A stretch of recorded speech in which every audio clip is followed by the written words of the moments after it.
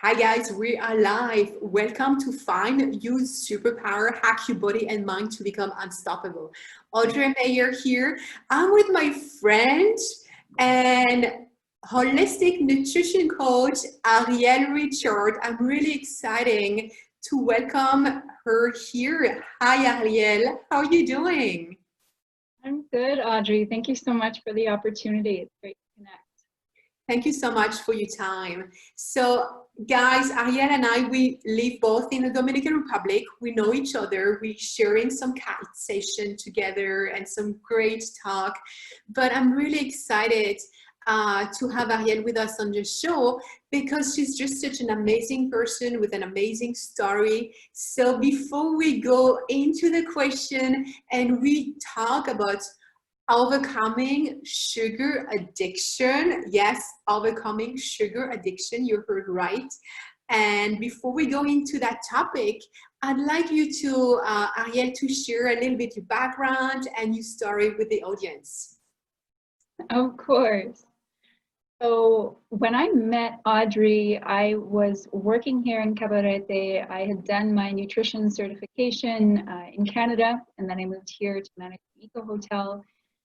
But I was like fitness classes and meditation classes and spinning classes, and I was also leading these different retreats and seminars about wellness and meditation and nutrition. And eventually I became pregnant, and I think that was probably when I was in the best shape of my life, because prior to that I was still smoking sometimes when I was out drinking and more kind of eating whatever I wanted because I felt like the good food that I was eating and the exercise I was doing was compensating for that. But then, of course, when I was pregnant, I cut all that stuff out and was eating really well, staying really well hydrated, getting tons of sleep. And I felt really strong in my body. And I was really muscular. Do you remember? I was like Yeah. 180 pounds and like built like this. But then when I gave birth to my daughter, unfortunately, I had this massive blood hemorrhage. And I nearly lost my life. A surgeon managed to repair me on the inside, and thankfully my daughter is very well and healthy and strong. But I suffered a huge amount of pituitary necrosis. And what that means is essentially my endocrine system, like my thyroid and my adrenals and my ovaries and everything just went and powered down, and nothing was working. And I went from being like a size 12 when I was pregnant to being size 2 like 3 weeks after giving birth. My body just went into full depletion mode, and my speech was really slurred. I couldn't stand up for more than 5 minutes at a time. I had this tremendous pain in my head all of the time. I was nauseous like 24/7. It was probably the most difficult time of my life. And I remember being really depressed and thinking like, what's the point? And basically just surviving from one day to the next in so much pain and so much discomfort. And I couldn't see the other side of things. And then one morning I just realized I have all of the tools that I need to heal myself. I really do. If I just start putting one foot in front of the other and doing a little bit every single day. And that's what I did. So it's been a 4-year journey into healing. Obviously, I'm feeling a lot better now. And some days are still really difficult, and I have to be really mindful about what I eat, how much rest I get, my state of mind, and my emotional health. But I feel that it's made me a much better coach and a much better wellness professional because I've traveled that most difficult journey. And I think that the best coaches are the ones who remember what that journey looks like, and they remember how difficult that road was, because then they can pass those insights and that knowledge on to their clients. Yeah, and I remember that time, Ariel, and it was just hard. And now I see you this like strong woman. And yes, when you say you have all the knowledge, you do, and you're just such an amazing coach and nutrition expert.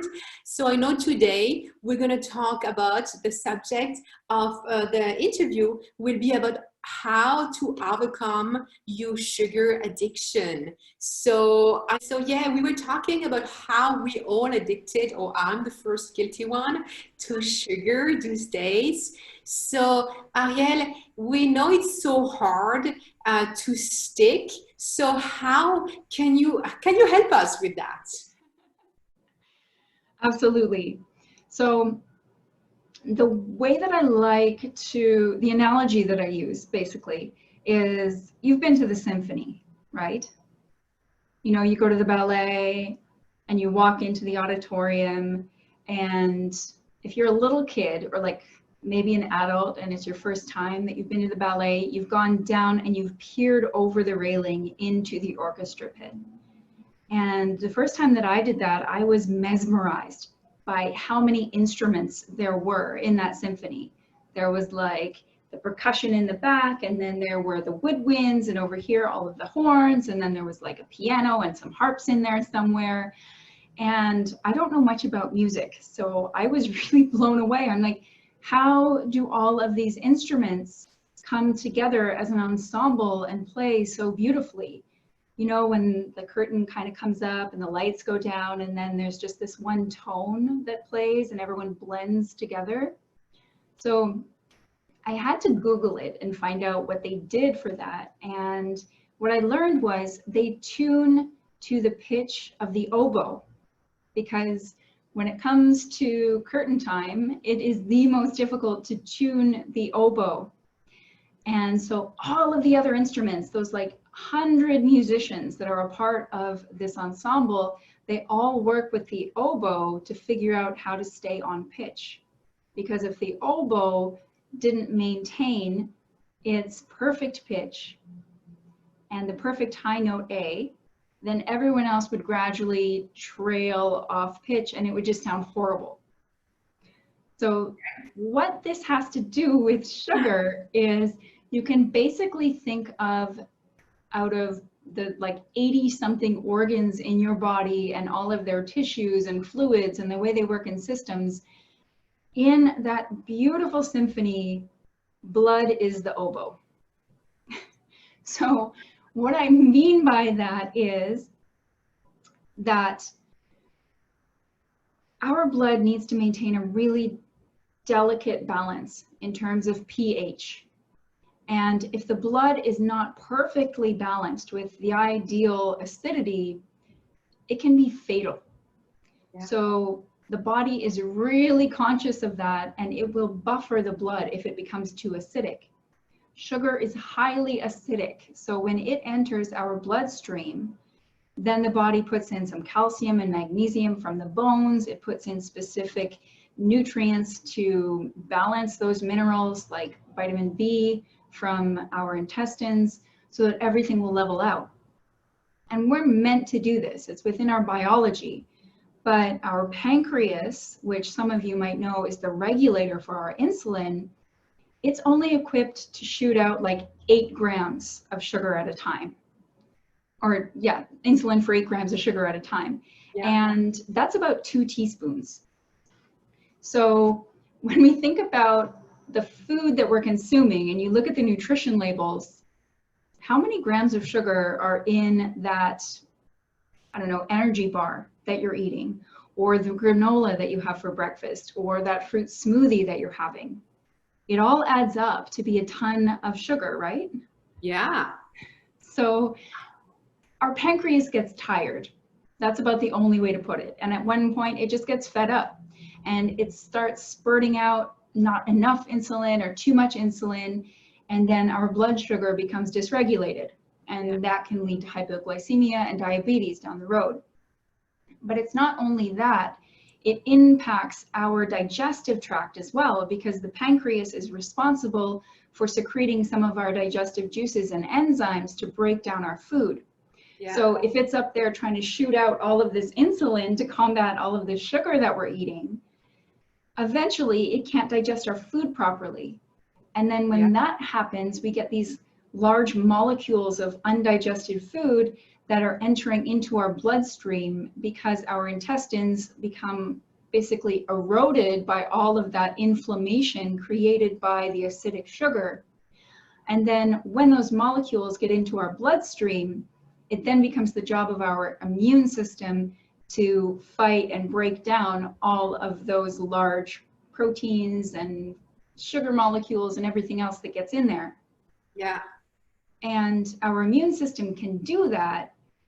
But the really big problem is that the immune system is supposed to be on the lookout for other foreign invaders, things like bacteria or viruses or different molds and all of this other stuff that can end up in our bloodstream through our respiratory tract. And if it's focusing on digesting all of our food, which is the digestive system's job, it can't do that as well. So then our immune system becomes compromised. So over time, here we are, we're eating sugar, we're not really thinking anything of it because maybe it's not showing up in our blood panel. Meanwhile, we're not digesting our food well enough. So that means that we're not getting all of the vitamins and minerals and proteins that are necessary to rebuild our bodies to be in their optimal state of vitality. And we're also compromising our immune system and wearing that down over time. So all of these things together, and they amplify over time as well, right? So this is what leads us to chronic illness and disease over time. So hands down, sugar is the thing that we need to deal with first if we're trying to achieve optimal health and vitality. Wow, I love the metaphor of the musician and the organs and the everybody playing and how everything works together to the body and how you explain everything. That makes so much sense. And my head just went like, boom. Oh my gosh, this is amazing. That's so great. I was able to visualize it. That's amazing, guys. I hope I just had like a wake up call. It's like my morning croissant. I'll be like, oh. So I love that visual, that metaphor, that visualization. So Ariel, what is the #1 cause of biology stress on the body? Well, that's why I would say sugar. Yeah, right? Yeah, absolutely. Hands down. So now that you're just mentioning everything, it's just like everything, every sickness, every bacteria, everything which put a body down is just caused by sugar. Mm-hmm. So please tell us, how can we stop this addiction? Well, you guys probably know, right? Like we've heard that fat is not the enemy, sugar is now the enemy, and it's equal to being a drug in our system, and it's so bad for us. But even the healthiest people, we tend to over-consume sugar, right? Like I need to be super aware of this, guys, because I am labeled as a sugar sensitive. It really impacts my mood and how I feel physically. And once I have like one healthy paleo dessert that has a lot of like dates in it, for example, as sweetener, then I just kind of snowball into eventually having refined sugar. And I know, Audrey, probably many of your clients are the same, right? Yeah, absolutely. So the reason that we end up like this, and then we get so frustrated because we think, I know better. Like I know up here that sugar is bad for me and I need not to be eating so much of it as snacks or in between meals or everything else. So why is it that I always go back to sugar? Yeah. And the really simple answer is that it's hardwired into us. One of my mentors, he basically describes the human body as, we have our body, which operates on this ancient hardware. From the time that humans came into existence, all of our organs really function in the same way, and there's been very few adaptations made. But at the same time, about 10,000 years ago, boom, we came into the society that we're living in now, which is like a fraction of human existence. So we can think of it as this society software that's been added to our hardware, and they don't really compute all that well. Like in theory, they should communicate, but it doesn't always work. So I'll tell you a little story to kind of make my point here. Yeah. Have you guys ever watched the Discovery Channel or any of those documentaries, and you see these ancient tribes people that are still in existence in parts of Africa and Australia and South America today, and they're like scaling cliffs to get honey, or climbing up these tremendously tall trees to get honey? Yeah. It's hugely dangerous. And you would think, well, why would people do that? Why would they do that? But for most of our existence, that calorie payload would have been really difficult to get. And humans are drawn to sugar because it burns hot, it burns fast, it gives us a huge amount of energy, and little Mr. Pancreas can't cope with it all at once. So we tend to store it as glycogen or fat in our bodies for a rainy day. And for primal humans, there were lots of rainy days. There were lots of days when they wouldn't get some animals in their hunting trip, or they didn't forage because another animal got there first. Like, it was troubled times trying to find food. So when they came across a beehive and they could get that honey, it was like liquid gold, as we still refer to it today. It was hugely valuable. Yeah. Now, the thing about honey is it has a huge amount of fiber. It has a ton of vitamins and a ton of minerals. So the body knows what to do with that kind of sugar. We don't have to buffer the blood because it has calcium and magnesium. We don't have to put in B vitamins from our intestinal tract because it comes in through the honey itself. And it has the fiber, so it burns more slowly, and also it's probiotic. It's good for our intestinal tract, and it actually decreases inflammation. So it's our ancient hardware that's telling us, get to the beehive, get the honey, get the honey.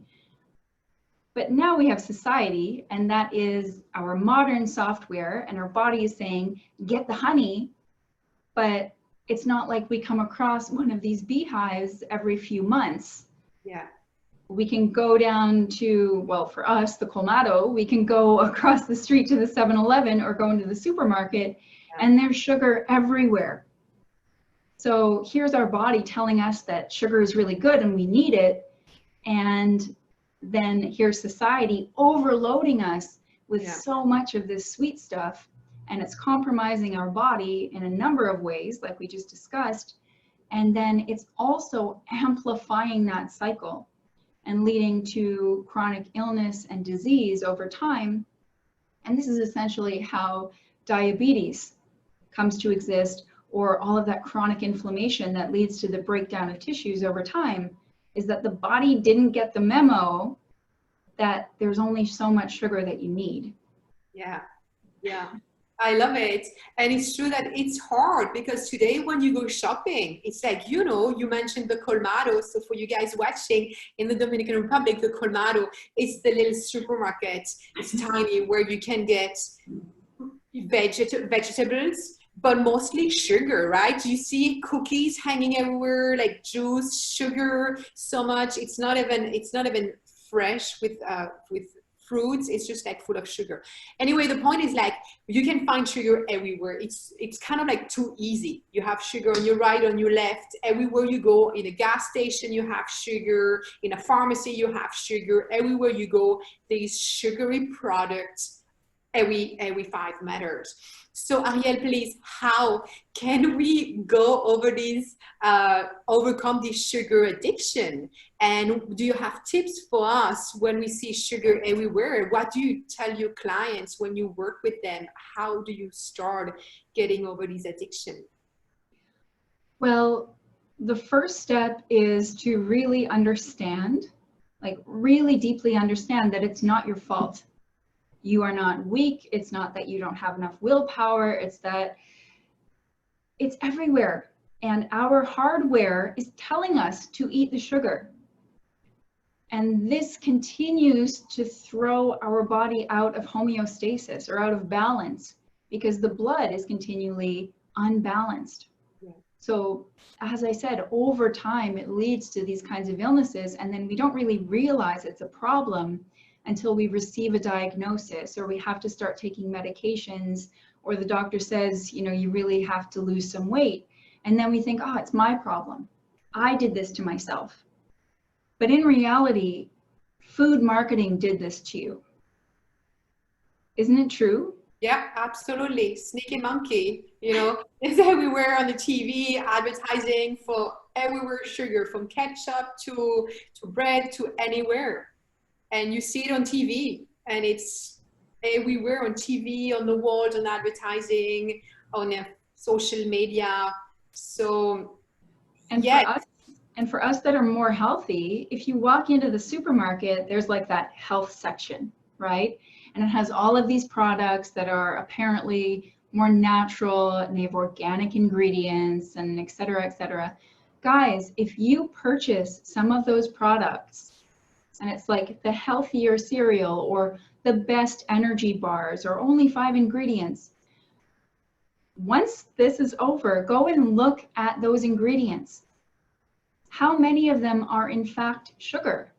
Like sneaky names for sugar, and you know, like maybe you see it's date syrup, maybe it's corn syrup, maybe it's glucose, fructose, maybe they've stopped adding in some of the actual caloric sweeteners, and instead they're putting in the sugar alcohols.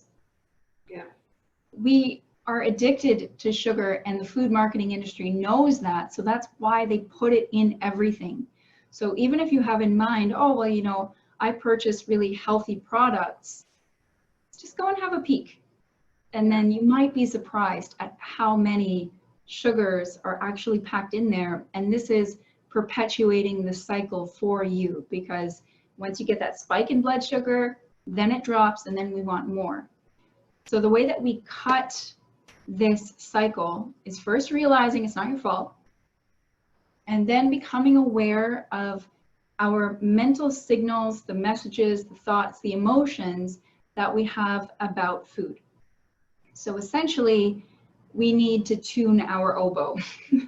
yeah, And the way that we need to tune our oboe and get it on pitch again is by starting at the fundamentals. Are you drinking enough water?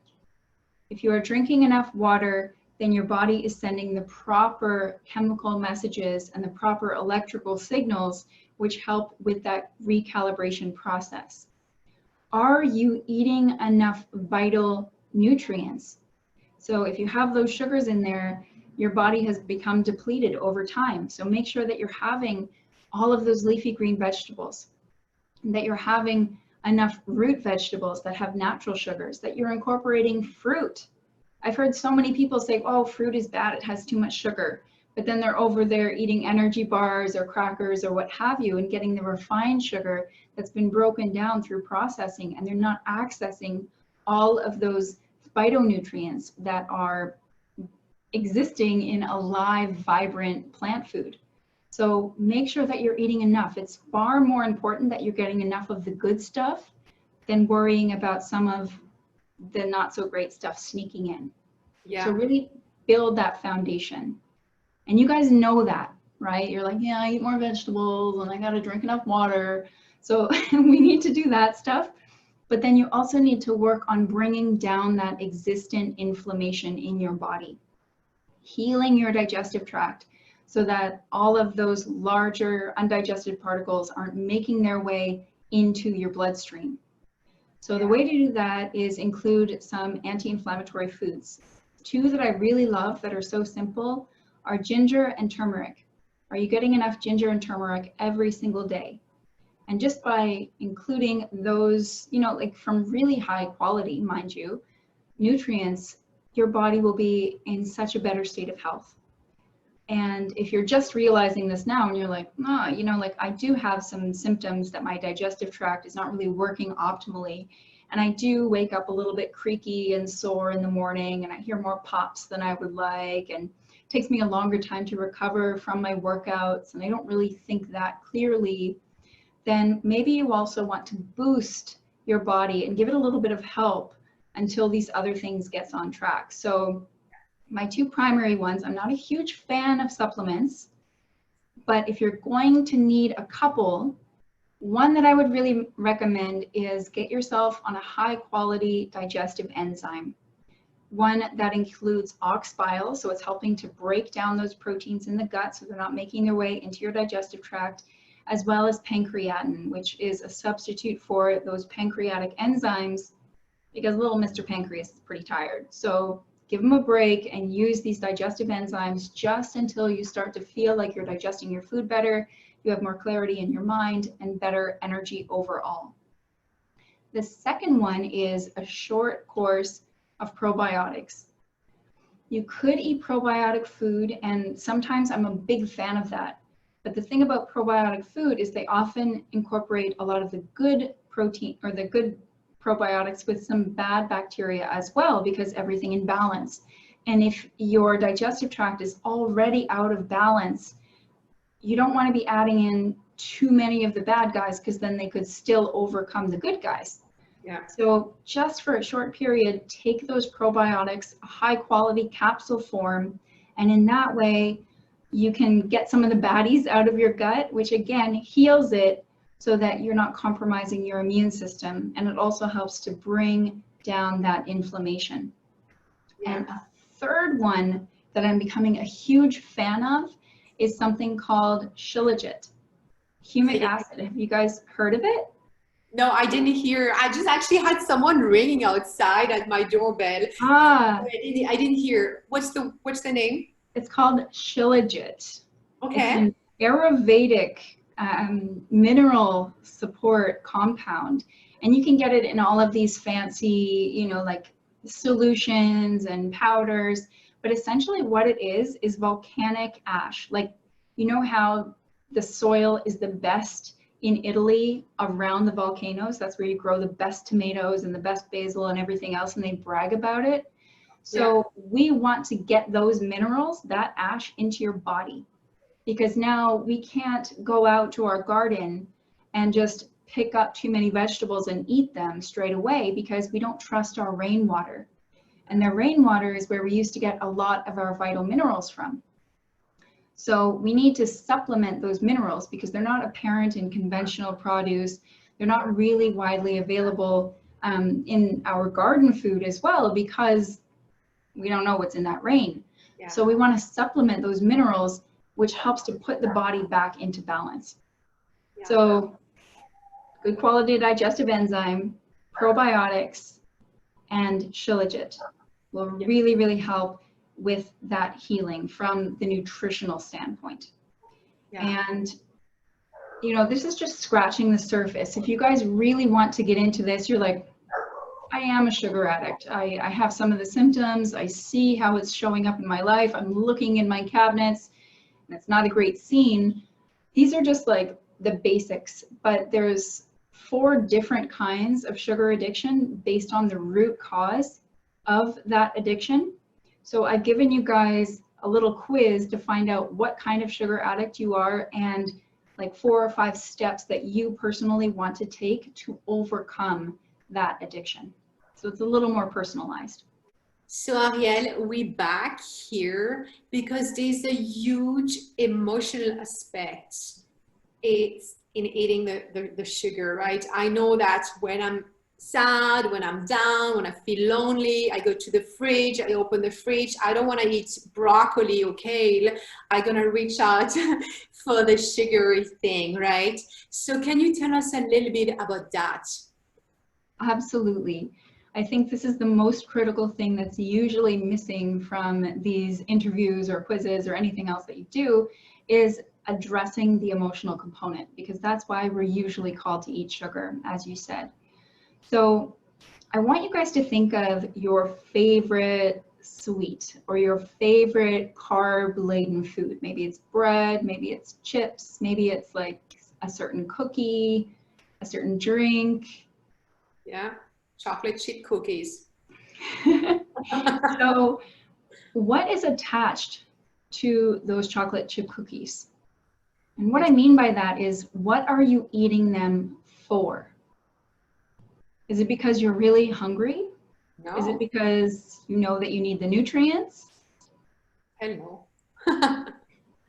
So what is it? Why is it chocolate chip cookies and nothing else?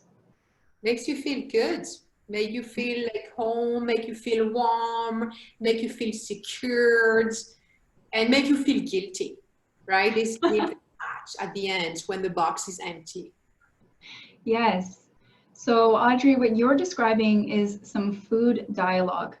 And that's a part of one of the programs that I lead called Wild Fit. We have a 90-day challenge, and the first 2 weeks really dive into this stuff in a big way, because when we ask ourselves what we're eating for, when it comes to these foods, it's to quell or satisfy an emotion or a sense of lack that we are feeling. I know some of your audience members, they're like, I eat to bury my feelings. I eat to procrastinate. I eat because I'm feeling really sad or really depressed or I'm really lonely. So my theory is that when we were little kids and we were just figuring out the world around us, we were only taught what we were told from our parents and what we observed, not just our parents, but like our caregivers and the people that were around us when we were little kids. And a lot of times the world was scary. It was uncertain. Maybe things didn't work out the way that we wanted, or we didn't have the best caregivers. So from a young age, we learned to cope with discomfort using food. Yeah. You imagine you're a little baby, you can't do anything, you can't find your food, and then you have a caregiver who gives you something, and then you feel warm, supported, comfortable, so your problems go away. Yeah. Humans, we think we're really complicated, right? We have all these complex emotions and complex problems, but really we only have like 4 or 5 fears. So one obvious one is we're really scared to die. We are scared of being physically maimed or dying. And that's a primal fear because we need to be driven to survive, to pass on our genes. Ancient hardware, modern software. Another one is we don't want to be abandoned or separated from the tribe. It's really important to stay together because then you might be maimed or killed. We really don't want to feel shame or humiliation, right? Does anyone ever feel worthless after you eat a box of cookies? So sometimes if we're punishing ourselves because we think that we're not worthy, we're not good enough, we're not deserving, and that's a whole other layer of emotional support, right? Sometimes we eat the cookies just to prove to ourselves that we're right. And then of course there's when you feel like you need to rebel. Anyone watching, are you a rebel? And it's like, oh, well, they told me that I couldn't, so I need to do it anyway. Or you sign up for a diet, you pay money to be on a diet. And then you're like, I don't like all these rules, too hard. I'm just gonna have one cookie because I've been so good all week and I deserve a reward, right? So you're rebelling against the restriction that you set up for yourself. So we're really simple when it comes right down to it. And the emotional aspect that you need to address is, why am I eating? And then get super curious. I feel like I need comfort. So that's why I reach for the cookies. What made me feel comfortable when I was a little kid? Can I think of a way that I didn't feel comforted as a child?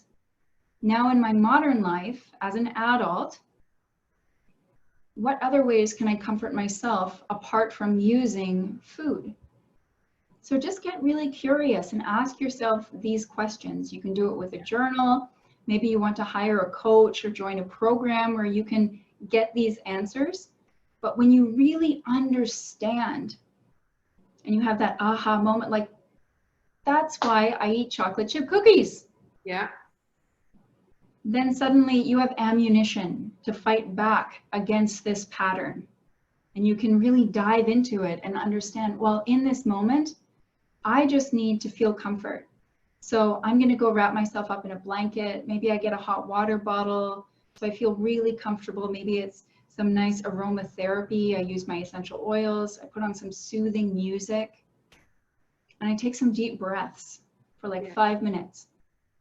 You feel soothed, comforted, understood, and you didn't have to eat the cookies. Yeah. It's never just about the food. Yeah. So if you guys really want to dive into it, I would suggest you explore avenues where you can answer these questions. Yeah, I love it. And it's so interesting because probably when you start exploring, you're feeling, you know, 5 or 10 minutes later, you don't even want to grab that cookie anymore, right? You all forget and you start feeling good again.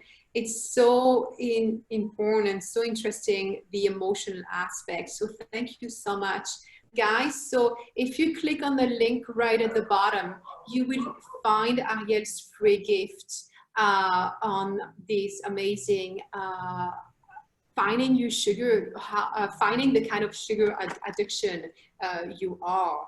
So Ariel, thank you so much for this amazing information. Thank you for sharing your knowledge and sharing your story. And that was just amazing. So thank you so much. You're so welcome, Audrey. Great. It's fun. Yeah, guys, thank you so much. I will see you tomorrow for another interview. So click right underneath the interview and get Ariel's free gift and connect with her. She's just amazing. She's a great friend of mine. You're gonna learn so much about yourself and you're gonna learn about her. So thank you guys. See you tomorrow for another interview. Bye. Bye. Bye, Ariel.